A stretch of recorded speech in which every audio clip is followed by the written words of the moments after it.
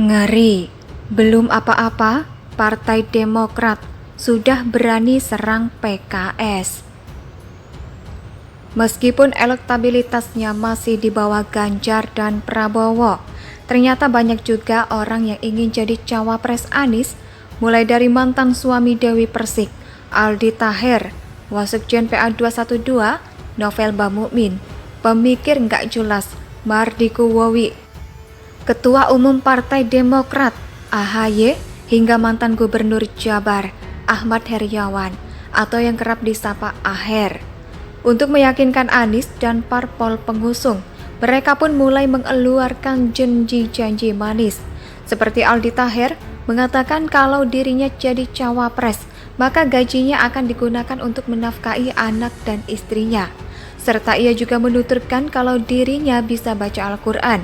Hal itulah yang menjadi modal utama Aldi dalam bertarung memperebutkan kursi RI 2. Novel Bamukmin yang lebih parah lagi, ia berjanji akan didukung oleh 130 juta rakyat Indonesia kalau seandainya dirinya mendampingi Anies bertarung di Pilpres 2024 mendatang. Padahal DPT 2024 diperkirakan hanya berjumlah 206 juta. Artinya kalau dapat 130 juta suara, otomatis menang. Karena sudah mendapatkan suara 63,1%, melebihi 50% plus 1. Nggak perlu capek-capek lagi kampanye. Hanya saja, meskipun sudah berusaha sedemikian rupa, sepertinya yang dilakukan oleh Novel dan Aldi itu gagal. Pasalnya keinginan keduanya sama sekali tidak digubris oleh Anies.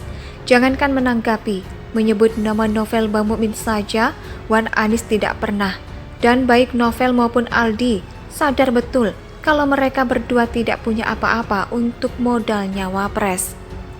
Apalagi Wan Novel hanya mantan karyawan Pizza Hut doang, tentu ia tidak punya uang yang cukup untuk beli partai PKS seperti yang dilakukan oleh Sandiaga Uno dulu. Jangankan mau beli partai, beli gigi palsu saja Novel nggak mampu. Belum lagi ditambah dengan saingannya cukup berat, yang satu ketua partai dan anak mantan presiden, dan yang satunya lagi mantan gubernur 2 periode. Hingga keduanya mundur secara teratur dari perebutan kursi cawapres itu. Namun beda dengan Aldi yang sudah mundur benaran, Novel masih sering menyuarakan dukungannya kepada Anies. Bisa jadi yang ada di benaknya kini, gak jadi wapres jadi menpora jadilah.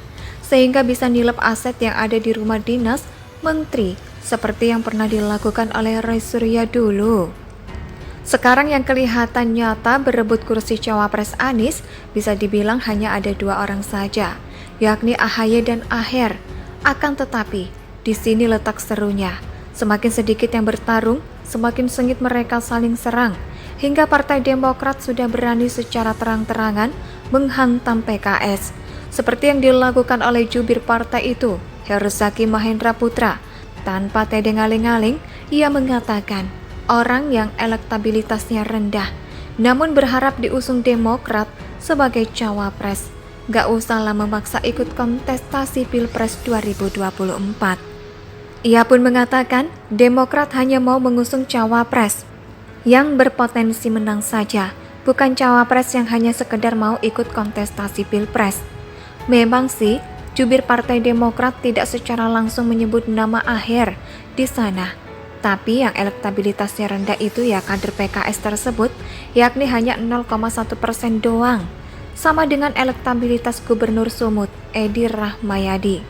Artinya apa?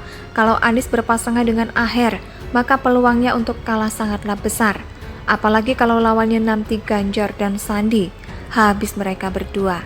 Sehingga melihat beberapa alasan di atas, wajar banget kalau Partai Demokrat dengan keras menolak Aher jadi cawapres Anies. Mereka tetap pada pendirian semula, tiket cawapres Wan Anies hanya untuk Wan AHY seorang.